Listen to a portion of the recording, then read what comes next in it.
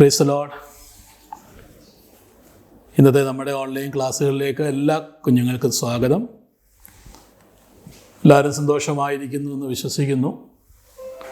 ദൈവം നമ്മെ എല്ലാവരെയും അനുഗ്രഹിക്കട്ടെ. നമുക്ക് പ്രാർത്ഥനയോടെ നമ്മുടെ ഇന്നത്തെ ക്ലാസ്സിലേക്ക് നമുക്ക് പ്രവേശിക്കാം. ദൈവം നമുക്ക് എല്ലാം മനസ്സിലാക്കി തരുവാൻ പ്രാർത്ഥനയോടെ നമുക്ക് ദൈവസന്നിധാനത്തിലായിരിക്കാം. കഴിഞ്ഞ ആഴ്ച നമ്മൾ പഠിച്ചത് ഇസ്രായേൽ ജനത്തെ മിസ്രൈമിൽ നിന്ന് യാത്ര പുറപ്പെട്ട് കനാൻ ദേശത്തേക്ക് യാത്ര ചെയ്തുകൊണ്ടിരിക്കുന്ന ആ പാഠങ്ങളാണ് നാം പഠിച്ചുകൊണ്ടിരിക്കുന്നത്.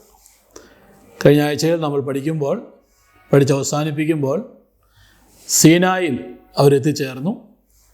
സീനായിൽ വെച്ച് അവർക്ക് കൽപ്പനകളും ചട്ടങ്ങളുമൊക്കെ ദൈവം കൊടുക്കുവാനിടയായി തീർന്നു.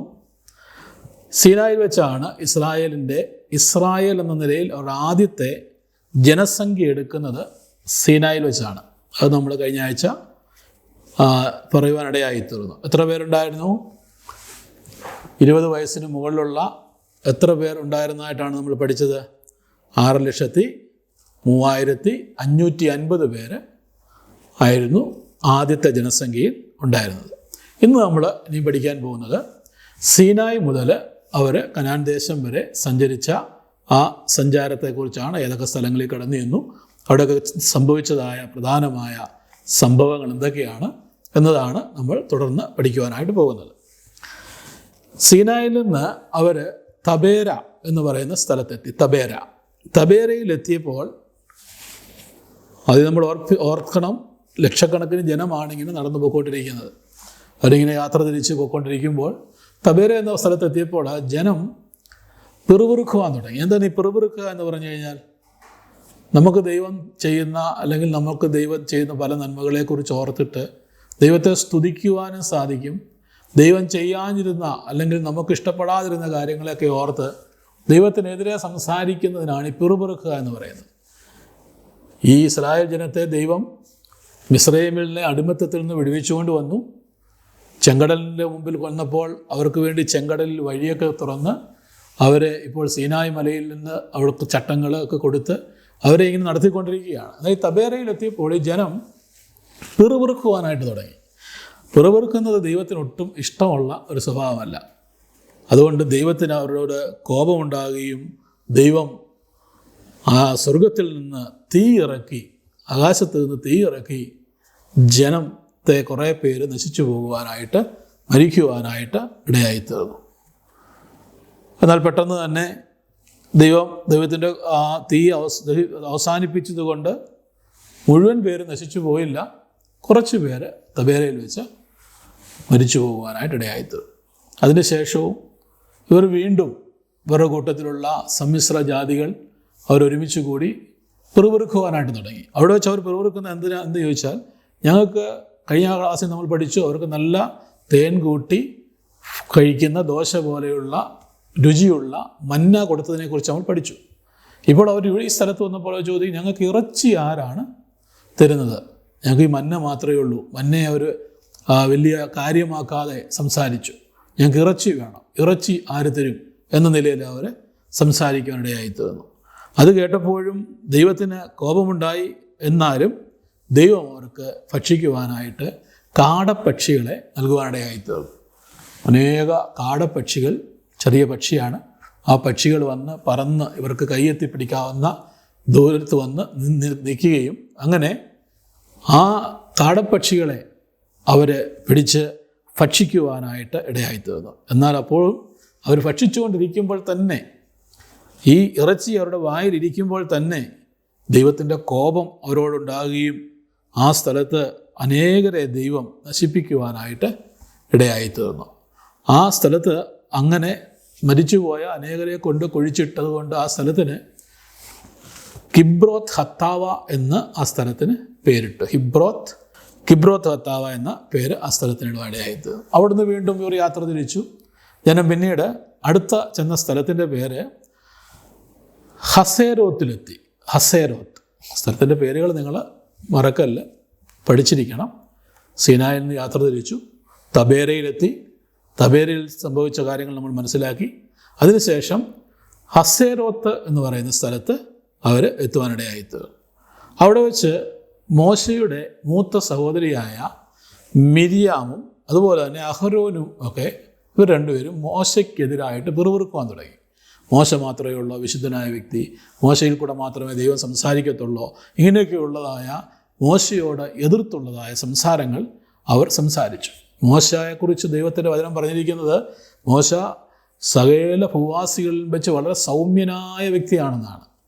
ദൈവത്തിന് വളരെ ഇഷ്ടമുള്ള സൗമ്യനായ വ്യക്തിയായിരുന്നു മോശ ഇവർക്കെതിരെ ഒന്നും പറയാൻ പോയില്ല. എന്നാൽ ദൈവം മോശയ്ക്കെതിരെ സംസാരിച്ച അവരോട് ന്യായവിധി നടത്തുവാനിടയായി തീർന്നു. എങ്ങനെയാണ് ന്യായവിധി നടത്തിയെന്നറിയാമോ? മിരിയാം ഒരു കുഷ്ഠരോഗിണിയായി മാറുവാൻ ഇടയായി തീർന്നു. കുഷ്ഠരോഗിണിയായി തീർന്നപ്പോൾ പെട്ടെന്ന് അവൾ കരയുകയും അഹരോൻ അവർക്ക് വേണ്ടി പ്രാർത്ഥിക്കുവാനായിട്ട് മോശയോട് പറയുകയൊക്കെ ചെയ്തുകൊണ്ട് ആ കുഷ്ഠരോഗിയായി മാറിയെങ്കിലും 7 ദിവസം പാളയത്തിന് അല്ലെങ്കിൽ അവരുടെ ആ സമൂഹത്തിൽ നിന്ന് അവൾ പുറത്തു പോയി പാർക്കേണ്ടതായിട്ട് വന്നു. പിന്നീട് പ്രാർത്ഥനയും അനുതാപമൊക്കെ നിമിത്തം ദൈവം അവളെ സൗഖ്യമാക്കി. ഇതാണ് ഹസേരോത്തിൽ നടന്നതായ പ്രധാനമായ സംഭവം. മിരിയാമും അഹരോനും മോശയ്ക്ക് വിരോധമായി സംസാരിച്ചതിൻ്റെ പേരിൽ മിരിയാം കുഷ്ഠരോഗിണിയായി മാറുവാൻ ഇടയായി തീർന്നു. തുടർന്ന് ഇവരുടെ യാത്ര മുൻപോട്ട് പോവുകയാണ്. കാദേശ് ബെർണ എന്ന സ്ഥലത്തേക്ക് അവരെത്തുവാനിടയായി തീർന്നു. ഈ സ്ഥലം കനാൻ നാടിൻ്റെ തെക്കേ അതിർത്തിയാണ്. അവിടെ വെച്ച് ജനത്തിൽ നിന്ന് 12 പേരെ, നമുക്കറിയാം ഇസ്രായേലിൽ 12 ഗോത്രങ്ങളാണുള്ളത്. ഓരോ ഗോത്രത്തിൽ നിന്നും ഓരോരുത്തരെ വെച്ച് തിരഞ്ഞെടുത്ത് 12 പേരെ, ഇസ്രായേൽ ജനത്തിൽ നിന്ന് 12 പേരെ അവർക്ക് കൊടുക്കുവാനിരിക്കുന്ന കനാൻ ദേശത്തേക്ക് ഒറ്റുനോക്കുവാനായിട്ട് പോയി. അല്ലെങ്കിൽ കനാൻ ദേശം എങ്ങനെയുള്ളതാണ്, അവിടെയുള്ള പാർക്കുന്ന വ്യക്തികളൊക്കെ എങ്ങനെയുള്ളതാണ്, അതിനെ എങ്ങനെ കൈയടക്കാനായിട്ട് സാധിക്കും എന്നൊക്കെ ഒറ്റുനോക്കി അവരറിയാതെ തന്നെ പോയി അവിടെയൊക്കെ കണ്ട് മനസ്സിലാക്കി വരുവാനായിട്ട് എത്ര പേരാണ് പോയത്? 12 പേര് പോകുവാനായിട്ട് ഇടയായിത്തീർന്നു. എന്നാൽ അവർ മടങ്ങി വന്നു. 40 ദിവസം കൊണ്ടാണ് അവർ അവിടെ പോയിട്ട് മടങ്ങി വന്നു. 40 ദിവസത്തെ ആ യാത്ര കഴിഞ്ഞ് വന്നപ്പോൾ 10 പേര് പറഞ്ഞു, അവർ ദുർവർത്തമാനം പറയാൻ തുടങ്ങി. എന്ന് പറഞ്ഞാൽ നമുക്കത് അവകാശമാക്കാനായിട്ട് സാധിക്കത്തില്ല, നല്ല ദേശമൊക്കെയാണ്, അവിടുത്തെ ജനങ്ങൾ വളരെ ശക്തന്മാരാണ്, അവരുടെ മുമ്പിൽ ഞങ്ങൾ വെറും വെട്ടുക്കിളികൾ പോലെയാണ് ഞങ്ങൾക്ക് തോന്നിയത്, അവരുടെ മുമ്പിൽ നമുക്ക് ജയിക്കാൻ പറ്റത്തില്ല, നമ്മളെ ഈ മോശയും കൂട്ടരും എല്ലാവരും കൂടെ നമ്മളെ ഇവിടെ കൊണ്ട് നശിപ്പിക്കാനായിട്ട് കൊണ്ടുവന്നതാണെന്നുള്ള നിലയിൽ 10 പേര് സംസാരിക്കാനിടയായി തീർന്നു. എന്നാൽ അതിനകത്തെ 2 പേര് കാലേബും യോശുവായും പറഞ്ഞു, അങ്ങനെയല്ല, അവിടെ നല്ല ദേശമാണ്, ജനശക്തരൊക്കെ ആണെങ്കിലും യഹോവ നമ്മോട് കൂടെ ഉണ്ടെങ്കിൽ തീർച്ചയായിട്ടും നമുക്കതിനെ ജയിക്കുവാനായിട്ട് സാധിക്കും എന്ന് പറഞ്ഞു. നോക്കണം, 10 പേര് പറയുകയാണ്, 12 പേര് പോയതിൽ 10 പേര് വന്ന് പറയുകയാണ് നമുക്കവിടെ നേടാൻ സാധിക്കത്തില്ല, ജയിക്കാൻ സാധിക്കത്തില്ല. 2 പേര് മാത്രം പറഞ്ഞു നമുക്ക് സാധിക്കും, കാരണം ദൈവം നമ്മുടെ കൂടെ ഉള്ളതുകൊണ്ട് നമുക്ക് സാധിക്കും. ആരുടെ കൂട്ടത്തിൽ നിൽക്കും? ജനത്തിൽ ഉള്ള നല്ലൊരു കൂട്ടം ആൾക്കാരും 10 പേര് പറഞ്ഞ വാർത്ത കേട്ടിട്ട് കാലേബിനെയും യോശുവയെയും ഒക്കെ കല്ലെറിയുവാനായിട്ട് അവർ ഭാവിക്കുവാനിടയായി തീർന്നു. നമ്മുടെയൊക്കെ ജീവിതത്തിൽ കൂടുതൽ ആൾക്കാരെന്താ പറയുന്നത് എന്നതിനല്ല നമ്മൾ പ്രാധാന്യം കൊടുക്കേണ്ടത്. കൂടുതൽ ആൾക്കാർ പറയുന്നതിന് പ്രാധാന്യം കൊടുക്കാതെ ദൈവികമായ നിലയിൽ, ദൈവിക വ്യവസ്ഥ പ്രകാരം അല്ലെങ്കിൽ ദൈവവചനപ്രകാരം ദൈവസാന്നിധ്യം മനസ്സിലാക്കി പറയുന്ന അഭിപ്രായങ്ങൾക്ക് വേണം നമ്മൾ സ്ഥാനം കൊടുക്കുവാനായിട്ട്. അപ്പോൾ ഈ 10 പേരോട് ചേർന്നുകൊണ്ട് ജനം വളരെ യോശുവായ്ക്കും കാലേബിനുമൊക്കെ എതിരെ ഇവർ കല്ലെറിയുവാനായിട്ട് ഭാവിച്ചപ്പോൾ ദൈവകോപത്തിന് ഇരയായി തീരേണ്ട ജനത്തിനു വേണ്ടി മോശ ഇടിവിൽ നിന്ന് പ്രാർത്ഥിച്ചു. പക്ഷേ ദൈവജനത്തെയും ദൈവദാസനായ മോശയെയും ഭയപ്പെടുത്തുവാൻ ശ്രമിച്ച ദുർവർത്തമാന സംഘത്തെ ബാധയാൽ അവർ നശിപ്പിക്കപ്പെടുവാനിടയായിത്തീർന്നു. മാത്രമല്ല, ദൈവവാക്ക് കേട്ട ദൈവദാസനായ യോശുവയെയും കാലേബിനെയും ദൈവം അനുഗ്രഹിക്കുവാനിടയായിത്തീർന്നു. ദൈവം പറഞ്ഞു, ഈ തലമുറയിൽ യോശുവയും കാലേബും ഒഴികെ ബാക്കിയുള്ളവരെല്ലാവരും മരുഭൂമിയിൽ വെച്ച് നശിച്ചു പോകുവാനിടയായിത്തീരും. എന്നാൽ യോശുവയും കാലേബും കനാൻ ദേശം അവകാശമാക്കുവാൻ ഇടയായിത്തീരും. അപ്പോൾ അവിശ്വസിച്ചതായ ആ തലമുറ നശിക്കുന്നതുവരെ 40 വർഷം ഇവർ മരുഭൂമിയിൽ കൂടി അലഞ്ഞ് നടക്കേണ്ടതായിട്ട് വന്നു. കനാൻ ദേശം ഒറ്റുനോക്കുവാൻ പോയത് 40 ദിവസമായിരുന്നു. എന്നാൽ ആ 40 ദിവസത്തിനൊത്തവണ്ണം 40 വർഷം ഇസ്രായേൽ മരുഭൂമിയിൽ കൂടി അലഞ്ഞ് നടക്കേണ്ടതായിട്ട് വന്നു. ആ യാത്രയിൽ പിന്നീട് സംഭവിച്ച ചില സംഭവങ്ങളോട് നമുക്ക് നോക്കാം. പിന്നീട് സംഭവിച്ചതായ ഒരു പ്രധാന സംഭവം, 4 പേര് കൂടി വലിയൊരു കൂട്ടം, 4 പേരുടെ നേതൃത്വത്തിൽ വലിയൊരു കൂട്ടം വീണ്ടും മോശയ്ക്കും അഹരോനും ഒക്കെ എതിരായിട്ട് സംസാരിക്കാനായിട്ട് തുടങ്ങി. ആ 4 പേരാരെന്നറിയാമോ? കോരഹ്, ദാഥാൻ, അബീരാം, ഓൻ. ആരൊക്കെയാണ്? കോരഹ്, ദാഥാൻ, അബീരാം, ഓൻ. ഇവർ മോശയോടും അഹരോനോടും എതിർക്കുവാൻ തുടങ്ങി. ആ സമയത്ത് ദൈവം എന്ത് ചെയ്തു? എതിർത്ത അവരുടെ കുടുംബങ്ങളെ, എതിർത്ത കൂട്ടരെ ഭൂമി വായ് പിളർന്ന് വിഴുങ്ങിക്കളയുവാനിടയായിത്തീർന്നു. എന്നാൽ ഓൻ അവിടെ നിന്ന് രക്ഷപ്പെടുവാനിടയായിത്തീർന്നു. കാരണം അവൻ ദൈവത്തോട് അനുദപിച്ചതിനാലാകാം ഓൻ രക്ഷപ്പെട്ടു. തന്നെ കോരഹിൻ്റെ പുത്രന്മാരും രക്ഷപ്പെടുവാനിടയായിത്തീർന്നു. ബാക്കി ഉള്ളവർ, ആ സഭയിലുണ്ടായിരുന്ന സകലരും, അതുപോലെ തന്നെ അവർക്കെതിരായിട്ട്, മോശയ്ക്കും അഹരോനും എതിരായിട്ട് പിറുപിറുത്ത 14,700 പേരും ആ സദസ്സിലുണ്ടായിരുന്ന 250 പേരും മരിക്കേണ്ടി വന്നു. എന്നാൽ അവർ പ്രായശ്ചിത്തം കഴിച്ചതിനാൽ പെട്ടെന്ന് ആ ബാധ അവരുടെ നടുവിൽ നിന്ന് മാറിപ്പോയി. ബാക്കിയുള്ളവർ രക്ഷപ്പെടുവാനിടയായിത്തീർന്നു. അപ്പോൾ കോരഹ്, ദാഥാൻ, അബീരാം, ഓൻ ഇവരൊക്കെയും ദൈവത്തിൻ്റെ ദാസനായ മോശയ്ക്കും അഹരോനും എതിർത്ത് സംസാരിച്ചതുകൊണ്ട് സംഭവിച്ച സംഭവം, ഭൂമി വായ് വിളർന്ന് അവരെ വിഴുങ്ങിക്കളയുവാനായിട്ട് ഇടയായിത്തീർന്നു. ഈ ഓരോ യാത്രകളിലും നമുക്ക് കാണുവാൻ സാധിക്കുന്നത്, ജനം ദൈവത്തിൻ്റെ അത്ഭുത പ്രവൃത്തികൾ പലതും കണ്ടിട്ടും എന്ത് ചെയ്യുകയാണ്?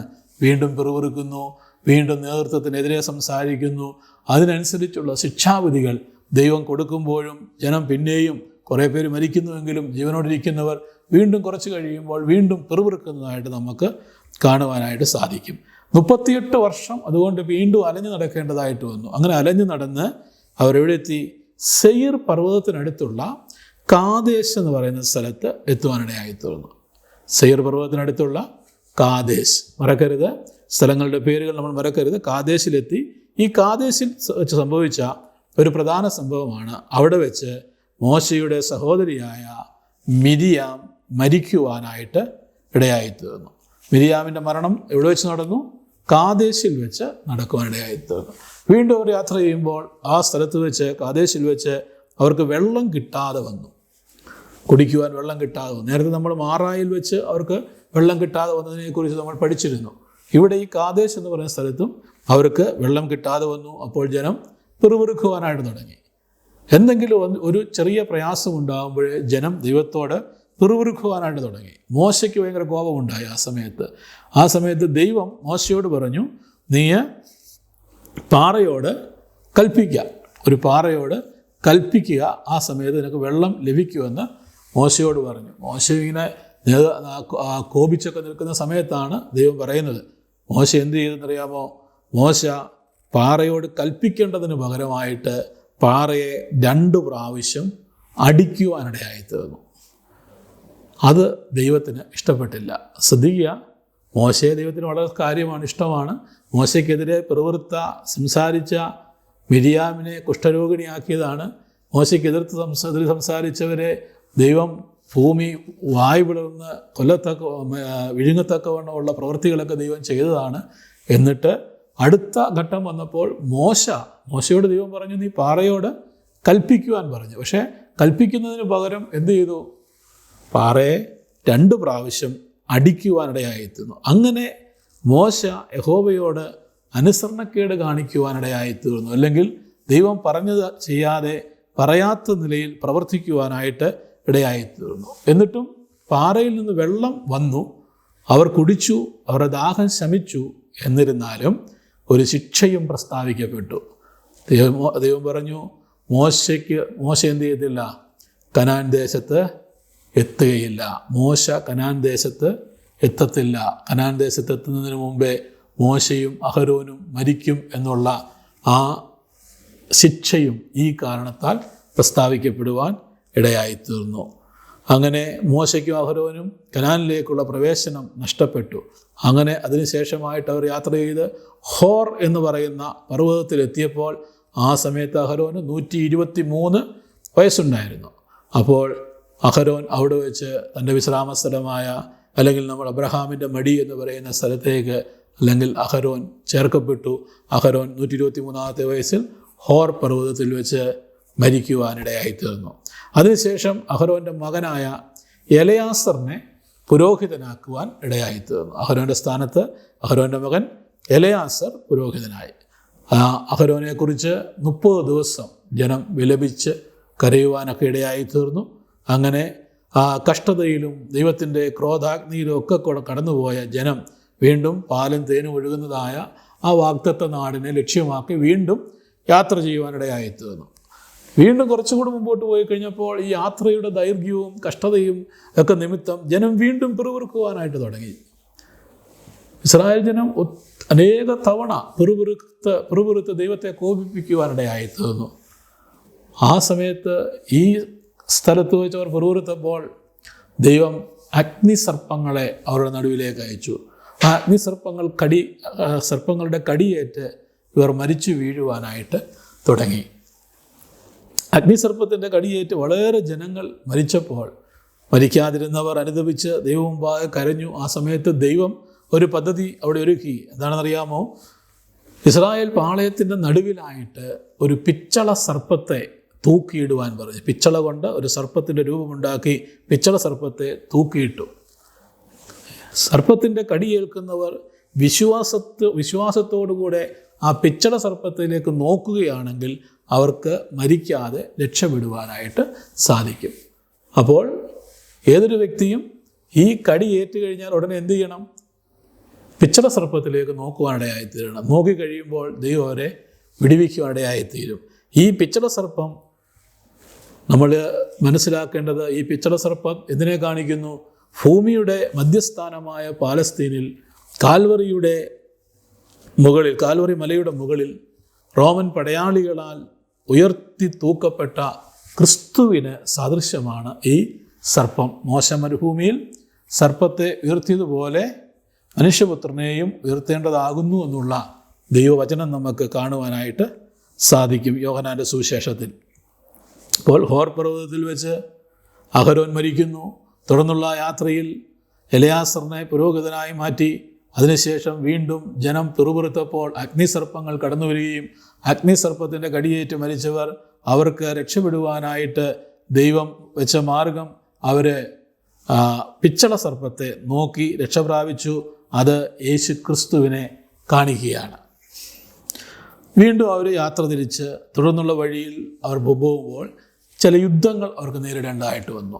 അമ്മോനിയ രാജാവായ സീഹോനും ബാശാൻ രാജാവായ ഓഗും ഇസ്രായേലിനോട് യുദ്ധം ചെയ്തു.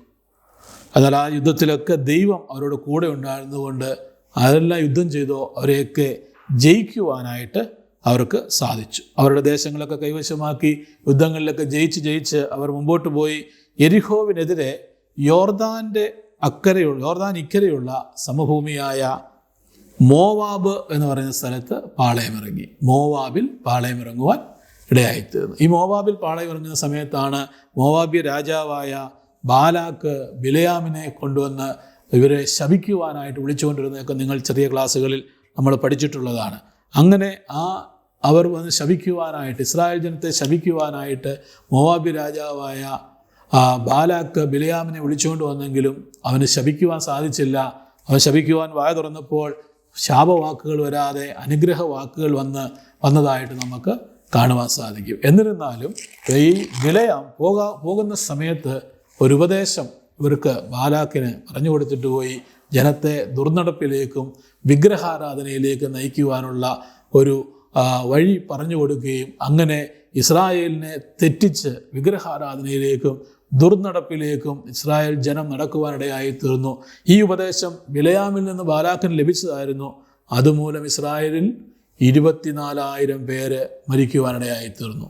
ദുർനടപ്പിലേക്കും വിഗ്രഹാരാധനയിലേക്കും പോയപ്പോൾ ആ മോവാബിൽ വെച്ച് 24,000 ഇസ്രായേലിയർ മരിക്കുവാനിടയായി തീർന്നു. ഇങ്ങനെ ഇവരുടെ യാത്ര തുടർന്നുകൊണ്ടിരിക്കുകയാണ്. ഇനി നമ്മൾ അതിൻ്റെ അവസാന ഭാഗത്തേക്ക് വരികയാണ്. ഇസ്രായേലിൻ്റെ യാത്രയിൽ ആ മോവാബിൽ വെച്ച് രണ്ടാമത്തെ ജനസംഖ്യ എടുത്തു. ആദ്യത്തെ ജനസംഖ്യ എവിടെ വെച്ചാണ് എടുത്തത്? സീനായിൽ വെച്ച് ജനസംഖ്യ എടുക്കുമ്പോൾ 6,50,000 3550 പേര് ആയിരുന്നു അന്നുണ്ടായിരുന്നത്, 20 വയസ്സിന് മുകളിലുള്ളവർ. ഇപ്പോൾ ഏകദേശം 40 വർഷത്തോളം ഇവർ മരുഭൂമിയിൽ കൂടി അലഞ്ഞു തിരിഞ്ഞ് നടന്ന് വീണ്ടും അവർക്ക് മോവാബ് സമഭൂമിയിൽ വെച്ച് രണ്ടാമത്തെ ജനസംഖ്യ എടുക്കുന്ന സമയത്ത് 1820 പേരുടെ കുറവ് കാണിക്കുവാനിടയായിത്തീർന്നു. 6,17,030 പേരാണ് രണ്ടാമത്തെ ജനസംഖ്യയിൽ ഉണ്ടാകുവാനിടയായിത്തീർന്നത്. അപ്പോൾ സീനായിൽ വെച്ച് എണ്ണപ്പെട്ടവരിൽ 20 വയസ്സിന് മേളിലുള്ളതിൽ യോശുവയും കാലേബും ഒഴിച്ചുള്ളവരെല്ലാം മരുഭൂമിയിൽ പട്ടുപോയി. യോശുവായും കാലേബും ഒഴികെ ബാക്കിയുള്ളവർ എല്ലാവരും 20 വയസ്സിന് മുകളിലുണ്ടായിരുന്നവരിൽ ബാക്കിയുള്ളവരെല്ലാം മരുഭൂമിയിൽ പട്ടുപോകുവാൻ ഇടയായിത്തീർന്നു. കാരണം എന്താണ്? അവരുടെ ജനത്തിൻ്റെ അനുസരണക്കേട്, ജനത്തിൻ്റെ പിറുപിറുപ്പൊക്കെ കാരണമാണ് അങ്ങനെ സംഭവിക്കുവാനിടയായിത്തീർന്നത്. അതുമാത്രമല്ല, പാറയോട് കൽപ്പിച്ച് വെള്ളം പുറപ്പെടുവിക്കേണ്ടതിന് പകരം മോശ അതിനെ അടിച്ചതുകൊണ്ട് മോശയ്ക്കും കനാൻ ദേശത്ത് പ്രവേശിക്കുവാനുള്ള അവസരം നഷ്ടപ്പെട്ടു പോയി. മോവാബ്യ സമഭൂമിയിൽ വെച്ച് പുതിയ തലമുറയ്ക്കുള്ള ഉപദേശങ്ങളും സീനായ് മലയിൽ വെച്ച് അത് കേട്ടത് ഈ പ്രമാണങ്ങൾ കേൾക്കുന്ന സമയത്ത് കൊച്ചു കുഞ്ഞുങ്ങളൊക്കെ ആയിരുന്നവരാണ്. ഇപ്പോൾ 40 വർഷം കഴിഞ്ഞപ്പോൾ വീണ്ടും ഒരു പ്രാവശ്യം കൂടെ മോശ മോവാബ്യ സമഭൂമിയിൽ വെച്ച് പുതിയ തലമുറയ്ക്ക് ഉപദേശങ്ങളും പ്രമാണങ്ങളുമൊക്കെ ആവർത്തിച്ച് പറഞ്ഞു കൊടുത്തു. അതാണ് നമ്മൾ ആവർത്തന പുസ്തകം നമുക്ക് കാണുവാനായിട്ട് സാധിക്കും. ആവർത്തിച്ച് അത് പറഞ്ഞു കൊടുത്ത ശേഷം ദൈവകൽപ്പന പ്രകാരം മോശ നെബോ പർവ്വതത്തിലെ പിസ്ക കൊടുമുടിയിലേക്ക് കയറുവാനിടയായത്. നെബോ എന്ന് പറയുന്ന പർവ്വതത്തിലെ പിസ്ക കൊടുമുടിയിലേക്ക് മോശ കയറി അവിടെ നിന്ന് അകലെയുള്ള കനാൻ നാടിനെ കണ്ടു. ആ പിസ്ക കൊടുമുടിയിൽ നിന്നുകൊണ്ട് ദൂരെ കനാൻ നാടിനെ കാണുവാനിടയായിത്തീർന്നു. പക്ഷേ അതിൽ പ്രവേശിക്കുവാനായിട്ട് സാധിച്ചില്ല. അവിടെ വെച്ച് 120-ാമത്തെ വയസ്സിൽ മോശ മരിക്കുവാനിടയായിത്തീർന്നു. ആ മരിക്കുന്ന സമയം വരെയും ഈ 120-ാമത്തെ വയസ്സ് വരെയും മോശയ്ക്ക് കണ്ണുകൾ മങ്ങാതെയും ദേഹബലം ക്ഷയിക്കാതെയും ഇരുന്നു. ആ നിലയിലാണ് മോശ ആ സമയം വരെയും ജീവിക്കാനിടയായിത്തീർന്നത്. ആ മോശ മരിക്കുന്നതിന് ശേഷം മോശയുടെ പിൻഗാമിയായിരുന്ന യോശുവ യുടെ നേതൃത്വത്തിൽ ജനം വീണ്ടും കനാൻ ദേശത്തിലേക്ക് ചെല്ലുകയും കനാൻ ദേശം ഇസ്രായേൽ ജനം അവകാശമാക്കുവാനും ഇടയായിത്തീർന്നു. അവരെങ്ങനെയാണ് കനാൻ ദേശം അവകാശമാക്കിയെന്നുള്ളതൊക്കെ നമ്മൾ അടുത്ത പാഠത്തിൽ നമ്മൾ പഠിക്കുവാനായിട്ട് ഇടയായിത്തീരും. പഴയ നിയമ ഇസ്രായേലിൻ്റെ മരുഭൂമി യാത്രയിലെ അനേക സംഭവങ്ങളാണ് നമ്മളിപ്പോൾ കണ്ടത്. ഓരോ സ്ഥലത്ത് അവർ കടന്നു ചെല്ലുന്നതും അവിടെ വെച്ച് ദൈവത്തോട് പിറുപിറുക്കുന്നു, അനുസരണക്കേട് കാണിക്കുന്നു, അവിശ്വസ്തത കാണിക്കുന്നു, ദുരാഗ്രഹികളായിട്ട് മാറുന്നു. അതിനൊക്കെ അനുസരിച്ച് ഓരോ സമയത്തും ദൈവം അവരെ ശിക്ഷിക്കുന്നു, വീണ്ടും ദൈവം അവരോട് ക്ഷമിക്കുന്നു. അവരെ അങ്ങനെ ആ നിലയിൽ മുമ്പോട്ട് കൊണ്ടുവന്ന് അവരെ നയിച്ചു കൊണ്ടുവന്ന മോശയ്ക്ക് പോലും കനാൻ ദേശത്ത് കയറുവാനായിട്ട് സാധിക്കാതെ മരുഭൂമിയിൽ വെച്ച് മോശയുടെ ജീവിതവും അവസാനിക്കുവാനിടയായിത്തീർന്നു. എന്താണ് നമ്മളെ പഠിപ്പിക്കുന്നത്? പഴയ നിയമ ഇസ്രായേലിൻ്റെ ഈ മരുഭൂപ്രയാണം പുതിയ നിയമ വിശ്വാസികളാകുന്ന നമ്മുടെ ഈ ലോകത്തിലെ ജീവിതത്തിന് സദൃശ്യം വഹിക്കുകയാണ്. നമ്മളൊക്കെയും ഈ ലോകത്തിൽ ജീവിക്കുമ്പോൾ ഇസ്രായേലിന് സംഭവിച്ച ഓരോ ചരിത്രങ്ങൾ നമ്മൾ പഠിക്കുമ്പോൾ ഇതൊക്കെ നമുക്കൊരു മാതൃകയായിട്ട് അല്ലെങ്കിൽ ദൃഷ്ടാന്തമായിട്ട് ഒരു ബുദ്ധിയുപദേശമായിട്ട് ഓർമ്മിപ്പിച്ചിരിക്കുകയാണ്. നമ്മൾ എന്ത് ചെയ്യണം? നമ്മുടെ ഈ യാത്രയിൽ പിറുപിറുക്കാത്തവരായിട്ട് ദുരാഗ്രഹികളായി തീരാതെ ദൈവം പറയുന്ന എല്ലാം അനുസരിച്ച് ദൈവം കൽപ്പിക്കുവാൻ പറയുകയാണെങ്കിൽ കൽപ്പിക്കുക, അടിക്കുവാൻ പറയുകയാണെങ്കിൽ അടിക്കുക, ദൈവത്തിൻ്റെ ഓരോ വാക്കിനും കൊടുക്കേണ്ട വില കൊടുത്ത് നമ്മൾ എന്ത് ചെയ്യണം? ജീവിക്കുവാൻ ഇടയായിത്തീരണം. എങ്കിൽ മാത്രമേ സ്വർഗീയ കനാനിൽ നമുക്ക് പ്രവേശിക്കുവാനായിട്ട് സാധിക്കത്തുള്ളൂ. അതുകൊണ്ട് നമ്മുടെ ക്രിസ്തീയ ജീവിതം വളരെ ഭയത്തോടും ഭക്തിയോടും കൂടി നയിക്കുവാൻ കുഞ്ഞുങ്ങളെ നമ്മളെല്ലാവരും അതിനുവേണ്ടി ഉത്സാഹിക്കുവാൻ ഇടയായിത്തീരണം. ഇത്രയുമാണ് ഈ പാഠത്തിൽ നമുക്ക് പഠിക്കുവാനായിട്ടുള്ളത്. സീനായി ഇതിനെ തുടങ്ങി അവർ കനാൻ ദേശം വരെ എത്തിയ ആ ചരിത്രം നമ്മൾ ഈ സമയം കൊണ്ട് നമ്മൾ പഠിക്കുവാനിടയായിത്തീർന്നു. തീർച്ചയായിട്ടും ഈ ക്ലാസ് കേട്ടതിന് ശേഷം നിങ്ങൾ ഈ പാഠപുസ്തകം ഒന്നുകൂടെ ഇരുത്തി വായിച്ച് നിങ്ങൾ ഈ ചരിത്രങ്ങൾ നന്നായിട്ട് മനസ്സിലാക്കുവാനിടയായിത്തീരണം. അതുമാത്രമല്ല, അവസാനം കൊടുത്തിരിക്കുന്ന ചോദ്യങ്ങളുടെ ഉത്തരങ്ങൾ എഴുതുക. അത് നിങ്ങളുടെ ടീച്ചേഴ്സിനെ നിങ്ങൾ കാണിക്കുവാനിടയായിത്തീരണം. മനഃപ്പാഠ വാക്യം പഠിക്കണം. അതുപോലെ കഴിഞ്ഞ ആഴ്ച ഞാൻ ഓർപ്പിച്ചിരുന്നു, നിങ്ങൾ ഒരു ചാർട്ട് ഉണ്ടാക്കി ഓരോ സ്ഥലവും ആ സ്ഥലത്ത് നടന്ന പ്രധാന സംഭവങ്ങളും എന്തൊക്കെയാണെന്ന് എഴുതണമെന്ന് പറഞ്ഞിരുന്നു. ആ ചാർട്ടിൻ്റെ ബാക്കി ഭാഗം ഈ അധ്യായത്തിലെ സംഭവങ്ങളൂടെ ചേർത്ത് നിങ്ങൾ പൂരിപ്പിക്കുവാൻ ഇടയായിത്തീരണം. അതായത് കഴിഞ്ഞ ഈ 2 ചാപ്റ്ററും കൂടെ നമ്മൾ ഇന്ന് പഠിച്ചത് 25-ാം അധ്യായമാണ്. 24-ാം അധ്യായവും 25-ാം അധ്യായം കൂടെ ഒരുമിച്ച് നിങ്ങൾ പഠിച്ചുകൊണ്ട് ആ മിസ്രയീമിൽ നിന്ന് ഇസ്രായേൽ ജനം പുറപ്പെടുന്നത് മുതൽ കനാൻ ദേശത്ത് എത്തുന്നവരെയുള്ളതായ സഞ്ചരിച്ച സ്ഥലങ്ങൾ, അവിടെ നടന്ന പ്രധാന സംഭവങ്ങളും എഴുതി ഒരു ചാർട്ടാക്കി നിങ്ങളുടെ അധ്യാപകരെ നിങ്ങൾ കാണിക്കുവാൻ ഇടയായിത്തീരണം. എല്ലാ കൂട്ടുകാരും അങ്ങനെ ചെയ്യണമെന്ന് പ്രത്യേകം ഓർപ്പിക്കുന്നു. ഇന്നത്തെ നമ്മുടെ മനഃപ്പാഠവാക്യം 1 കൊരിന്ത്യർ 10-ാം അധ്യായം 3-4 വാക്യങ്ങളാണ്. എല്ലാവരും ഒരേ ആത്മീയാഹാരം തിന്ന് എല്ലാവരും ഒരേ ആത്മീയ പാനീയം കുടിച്ചു. അവരെ അനുഗമിച്ച ആത്മീയ പാറയിൽ നിന്നല്ലോ അവർ കുടിച്ചത്. ആ പാറ ക്രിസ്തു ആയിരുന്നു. ഈ മനഃപ്പാഠവാക്യം നിങ്ങൾ പഠിക്കുക. പറഞ്ഞ എല്ലാ കാര്യങ്ങളും ചെയ്യുവാൻ ദൈവം നിങ്ങളെ സഹായിക്കട്ടെ. നമുക്ക് പ്രാർത്ഥിക്കാം. നല്ല ദൈവമേ, സ്വർഗീയ പിതാവേ, ഇസ്രായേൽ ജനത്തെ മരുഭൂമിയിലൂടെ നടത്തിയതിനെക്കുറിച്ച് ഞങ്ങൾക്ക് ഇന്നും പഠിക്കുവാൻ ദൈവം സഹായിച്ചതിനായി സ്തോത്രം. പിറുപിറുപ്പും ദുരാഗ്രഹവും ഒക്കെ ആയിരുന്ന ജനങ്ങളെ നശിപ്പിക്കുകയും വിശ്വസ്തയോടെ നിന്നവരെ കർത്താവെ അവിടുന്ന് അനുഗ്രഹിക്കുകയും ചെയ്തതിനെക്കുറിച്ച് ഞങ്ങൾ പഠിച്ചുവല്ലോ. ഞങ്ങളുടെ ക്രിസ്തീയ ജീവിതത്തിലും ഞങ്ങളെല്ലാവരും വിശ്വസ്തയോടെ ദൈവത്തെ അനുസരിക്കുന്നവരായി നിൽക്കുവാൻ ഞങ്ങളെ സഹായിക്കണമേ എന്ന് ഞങ്ങൾ പ്രാർത്ഥിക്കുന്നു. ഈ ക്ലാസ് അറ്റൻഡ് ചെയ്ത എല്ലാ കുഞ്ഞുങ്ങളെയും അനുഗ്രഹിച്ച് പ്രാർത്ഥിക്കുന്ന കർത്താവെ, എല്ലാവരും അനുഗ്രഹിക്കപ്പെട്ടവരായി മുന്നേറുവാൻ ദൈവം സഹായിക്കണമേ. പ്രാർത്ഥന കേട്ടതിനായി സ്തോത്രം. യേശു ക്രിസ്തുവിൻ നാമത്തിൽ തന്നെ ആമേൻ. ദൈവം നിങ്ങളെല്ലാവരെയും അനുഗ്രഹിക്കുമാറാകട്ടെ.